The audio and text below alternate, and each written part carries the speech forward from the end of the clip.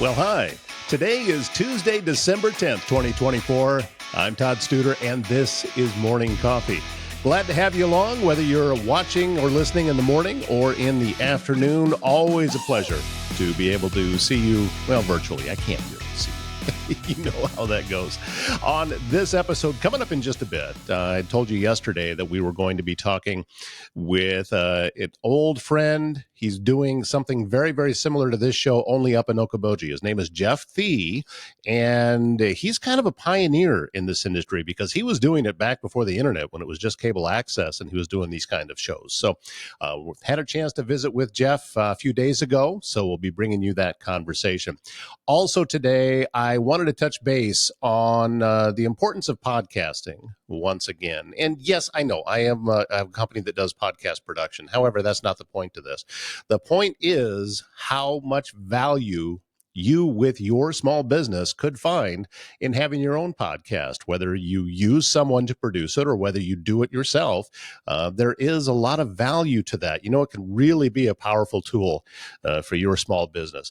A lot of opportunities. You can connect with audiences. You can build brand authority, drive growth. So what I thought was my top 5 ways of how a podcast can benefit your small business. So you see me glancing up every once in a while over the top of the camera. It's because I have notes up there. So it's I'm pretty good at what I do, but I'm not so good that I can't not use notes every time. I need to tighten my microphone here. Let's see, where am I going to do this at?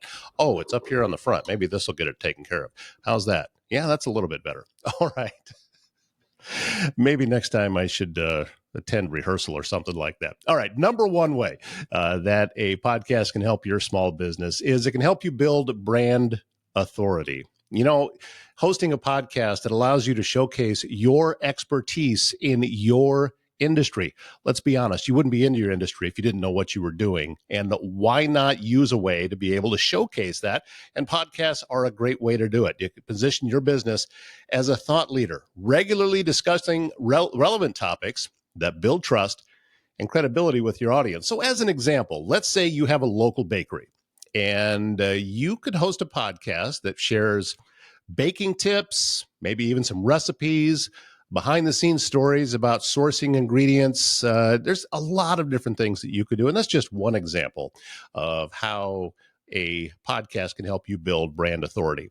Number 2, it can help you foster deeper connections with your customers. So podcasts create a personal and also an authentic channel for your audience to engage with your brand. It's kind of like, well, just a minute ago when things kind of went a little haywire and my mic's not setting just correctly.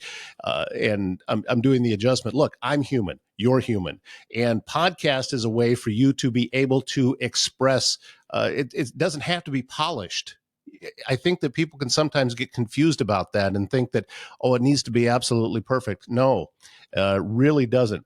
Watch some of the more popular podcasts and some of the ones that get the most views. Not really that polished. Other ones are, because I think that that's just their personal style. However, you know, Joe Rogan's podcast, which he's the top dog. I mean, in this industry, there's nobody bigger. Oh, there's all kinds of times that either he or his guests are stumbling and not getting things out smoothly. He leaves it all in, and I think that really adds to authenticity. So, you know, podcasts create a personal and authentic channel for your audience to engage with your brand. Hearing your voice and seeing your face and stories fosters loyalty, and it also can help with emotional connection. So as an example, a real estate agent could use a podcast to share success stories, market trends, maybe client experiences to build trust with potential clients. One podcast that we produce here called Hunting Home with Blake Hunter. He is a realtor with Berkshire Hathaway Home Services, and he does every single one of those things. And that is where he truly finds value with his podcast. The number 3 reason why your small business could benefit from a podcast, it can expand your reach and can even attract new customers. Podcasts can be distributed everywhere. So it'll provide an opportunity to tap into new markets and audiences that you might not otherwise know for your business. So as an example, an online realtor or a retailer rather, or even a brick and mortar store, but you have an online presence. Well, if you had a podcast, now that can go everywhere. You can talk about industry trends, reaching customers worldwide, anybody who shares an interest in what it is that your company provides. Number 4 reason of how a podcast can help your small business: it can drive website traffic and also boost your search engine optimization, or SEO. Podcasts can be paired with blog posts, show notes, or links back to your website, increasing online visibility and search engine optimization. I know I am working right now on creating a newsletter, and I want to have subscribers to that newsletter completely free. It's not as if that's something I would charge for, but that is going to help me with what it is that I do. Past just making a connection with the audience, it also helps with that SEO. It helps with online visibility. All of it grows together. So here's another example of driving website traffic and boosting SEO. Maybe a fitness coach podcast, and it can include links to their website workout plans, drives traffic, potential sales, all kinds of examples are possible. And the number 5 thing that can really help your small business with a podcast is it can generate additional revenue streams. You know, podcasts can attract sponsors, advertisements, or partnerships as they grow in popularity, providing additional income for your business. We have sponsors right here on this podcast, and that is because we focus on Council Bluffs and the surrounding areas, reaching out into Potawatomi County and spreading out across southwest Iowa. Listen, I'm not against what goes on in Omaha across the river. However, Omaha has plenty of people covering them. Council Bluffs does not.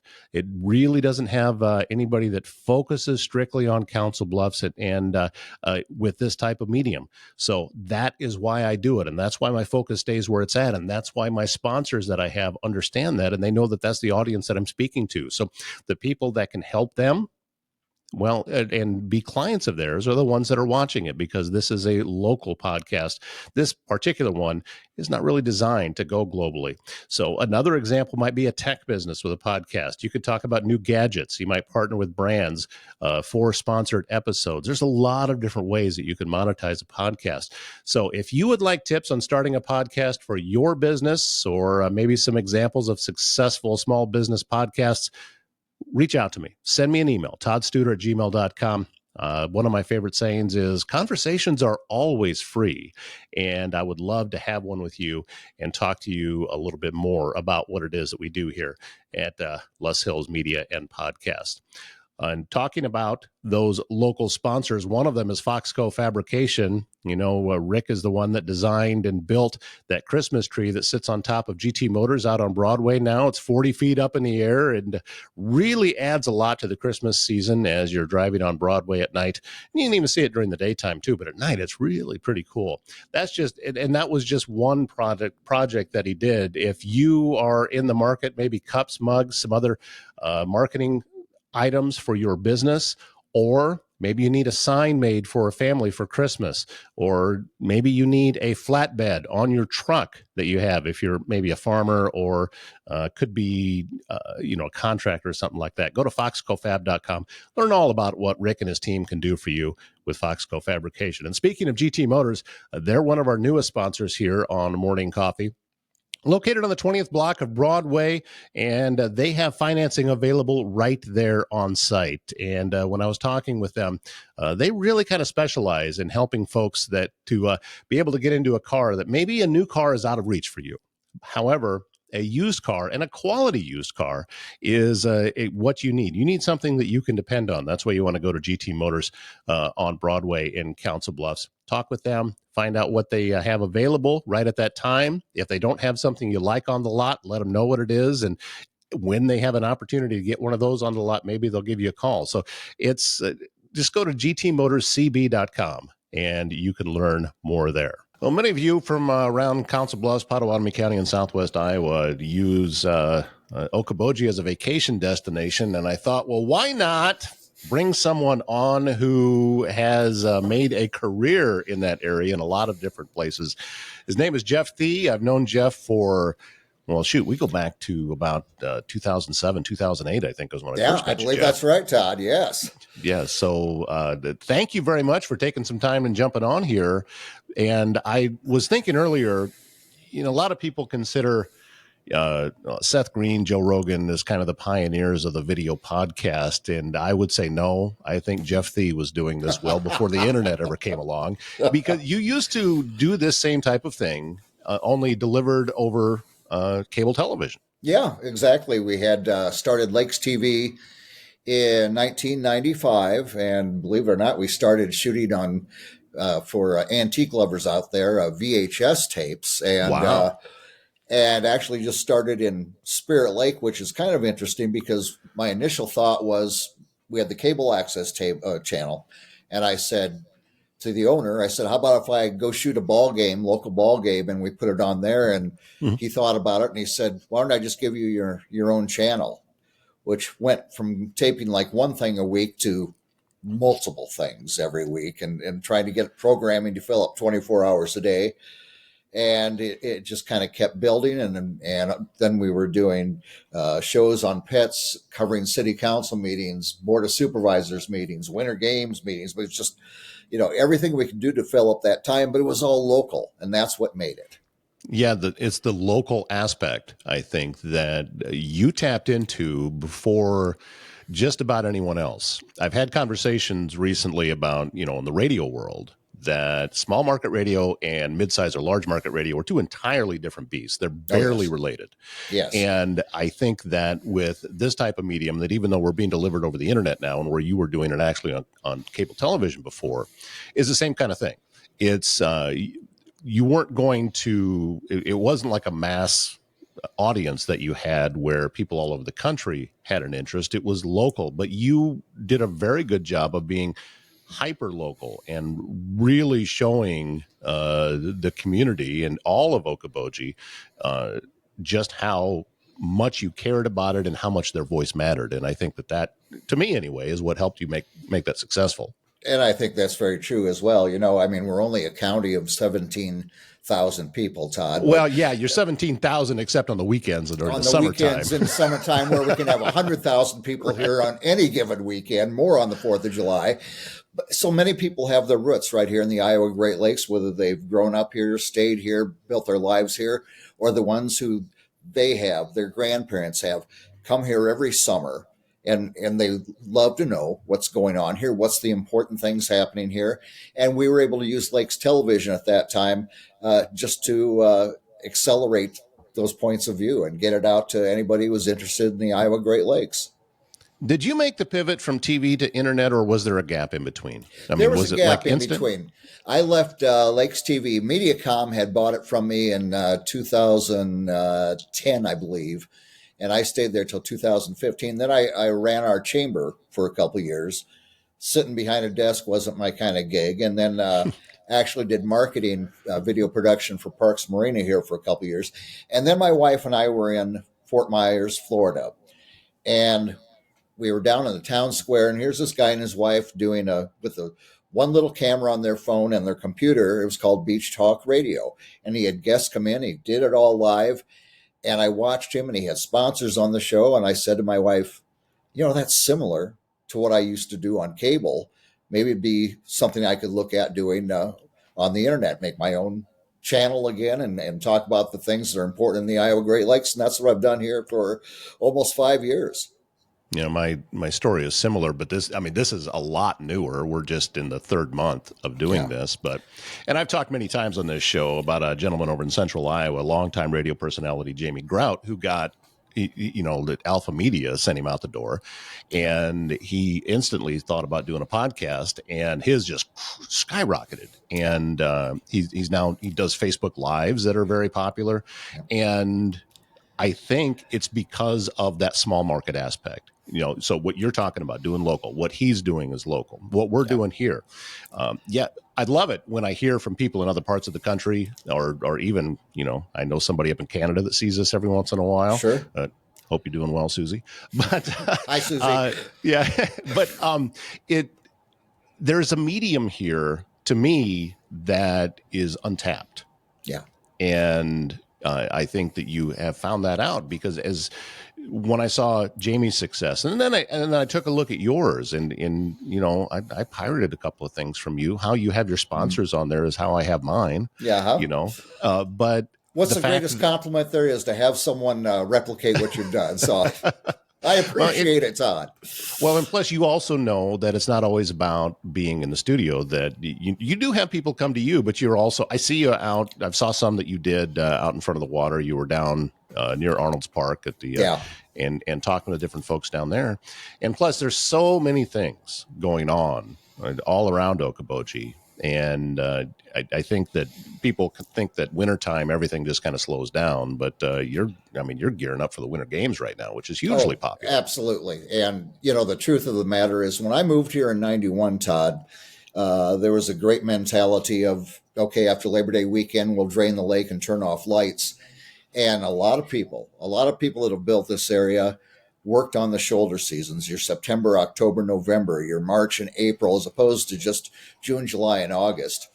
And there is a great deal that goes on around here in what we call the off months of the year, especially Arnold's Park Amusement Park. They built that brand new roof garden so they can have indoor concerts and comedy. And there's a lot of that, our art center in the area. So it's not a matter of when we get past Labor Day anymore. It's, let's just keep rolling on the way we do.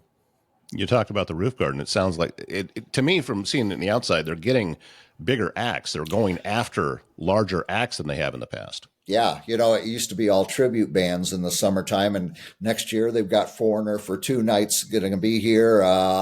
Red Hot Chili Peppers. So they are reaching really? Out. Yes. Wow. They are just tremendously, but people have supported them. We almost lost it in 1999, and the public, the people from all across the country raised, I believe, $7.5 million in less than 30 days to save it.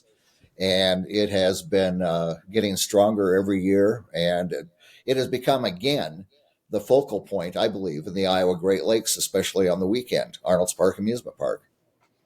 So as it seems from an outside looking in that some of the more of the stuff that goes on in the wintertime is geared more towards local residents. Would that be true, or is it still a lot of folks coming from the outside? We do. We still have people that have their summer homes here that come in, whether from Des Moines, Council Bluffs, Omaha, Minneapolis, that come here on the weekends or will stay a week. And it's because we are getting more entertainment. Or in Spencer, they've got their regional event center. They have activities. People come here to do their Christmas shopping. It has built, but great deal of the support, even shopping local, is from our local people that continue to support this area in many ways, whether they're raising their family here, have their kids in their school here.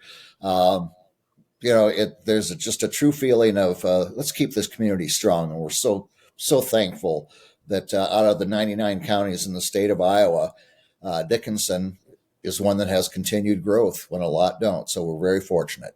That is true. We've seen that, and historically I've seen that you take a look, and a lot of counties, and especially more of the rural counties, have been in decline as the smaller farmer is kind of done, and the next generation isn't interested in doing that. So the farms start to consolidate.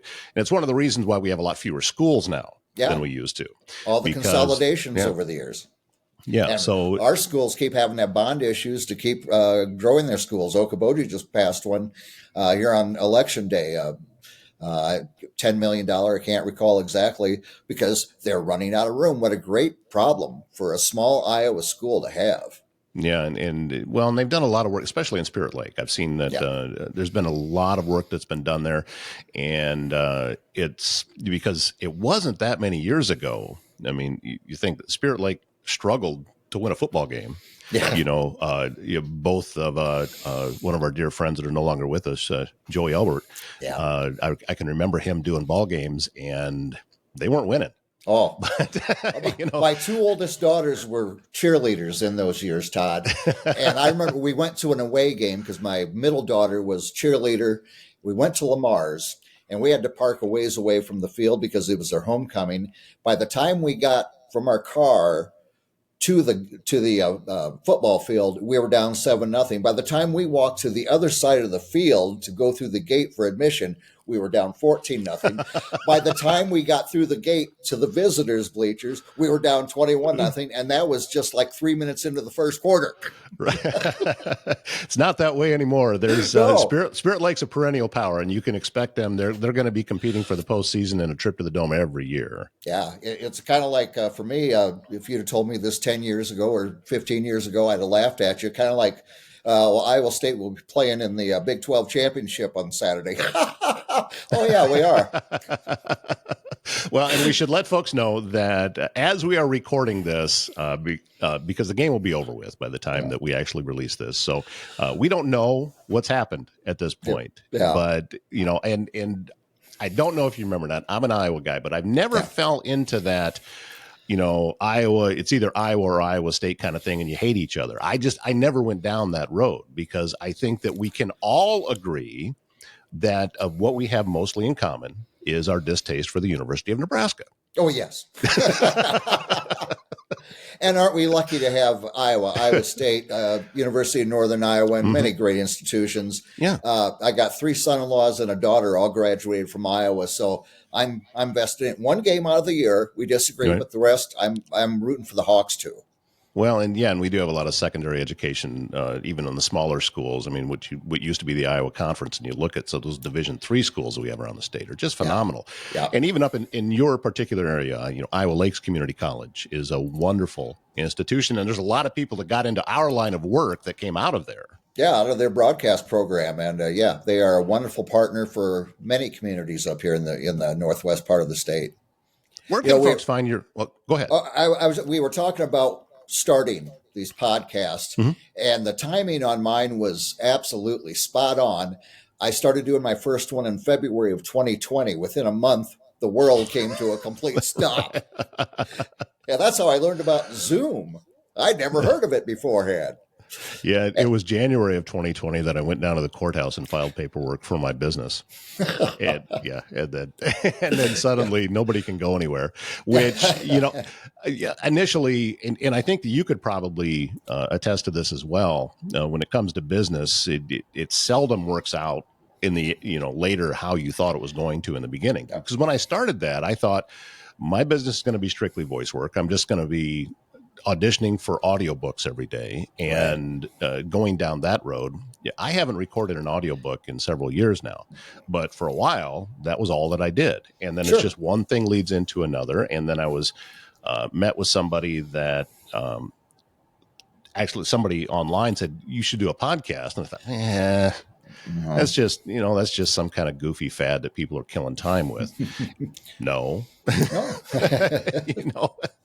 And now with the video aspect of it, because initially when I started doing podcasting, I didn't see the value of video. All right. And now I can't imagine not doing video because there is such value to it. And that's how you do things as well. I take a look at your sponsor list. I can tell that the local community and the businesses there support what it is that you're doing. If they didn't, they wouldn't be on there. Exactly. And, we're lucky to have an area that supports not only its local media, people in this area get out and support each other, whether it's a disaster or a family member across the street dies. People are wonderful to support each other, and they love our local aspects. So just very blessed to be in this area. I think it's what you're talking about is it's kind of Iowa wide because, we got hit with a lot of tornadoes this year. Yes. And I saw that they were when the community of Minden got hit instantly. People are up there and they actually had to turn people away because, hey, we're not ready for you yet. Yes. They got there before everything was in place to be able to handle the help that was coming. It just happened that quickly. Yeah. And now we're already seeing, I was just through Minden last weekend and I saw a lot of new houses up and from the southern half of the town that was hit. So it moves very quickly. And there's something about living in this state. And it really doesn't matter what part of the state you're in. Southwest Iowa has a very strong community feel all across it. I think Northwest Iowa does as well. When I tell somebody that I'm from Northwest Iowa, they usually think farther up your direction as opposed to I grew up in Pocahontas County. So, Right. It's still, I'm in the southern portion of Northwest Iowa, but it was still there. What types of things do you look for when you're putting together a podcast episode, and how are you finding your guests? And a lot of it goes back to my history with Lakes Television. I was always interviewing, the Okoboji Summer Theater, the amusement park, Parks Marina, and a lot of the entertainment aspects of the area, what's going on, what's coming up, and then talking to the chamber and tourism, talking to a lot of the nonprofits, American Heart Association, talking to Kiwanis. Just my philosophy is let's show what good people are doing in this area. What builds this area to be what it is? It's the people doing good things. And many times I interviewed people that were on a quest or helping a project I really didn't have any interest in, but they were interested and it was going to help somebody. So it was important, therefore, to get the word out on it. So I just love pulling in people and let them tell their story. It's not about me.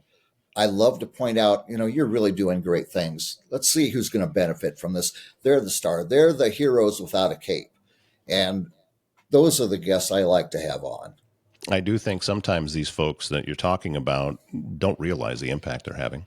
No. And when you have the opportunity to tell their story and give them a wider voice than what they had before, now they start getting feedback and they start seeing just how important the work it is that they're doing. And that gives them a little bit of extra energy when it comes to what's coming up tomorrow. Yeah. And I don't think any of us, we're just doing what we do. In 50 years, someone may look back and go, well, this was a momentous time in our history. We're it's like we didn't know we were making history. We just thought we were having fun and doing what we needed to do. We do a lot of shows with our local museum here. And, we're often looking back 50 years ago, 100, 125 years ago, and how those people were reacting to things and how significant even one item was. They didn't know they were doing that. They just thought they were doing what they needed to do to get by.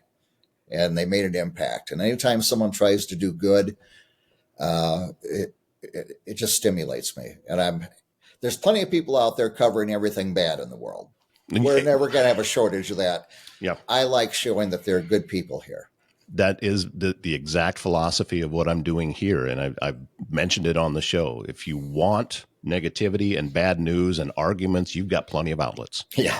I'm not interested in going down that road. No. I think that, and something else that I've said many times as well, I think I'm going to try to copyright this, is that the brighter of a light you shine on the positive, the less comfortable the negative is being around it. Yes. And, we have problems here, just like every place has problems, but there's so many good things going on. And that's, when I used to live up there, I saw how many good things were going on other than the traffic on a summer Saturday afternoon. that was a little, if I just wanted to go to the store or something, it was a little maddening. Yeah. Go on Wednesday. You go on Wednesday. Yeah. That's the best time to do it. Where can folks find your podcast? Because I know as I said, there's a lot of people around here that have ties to Okoboji, whether they have a home up there or they just vacation.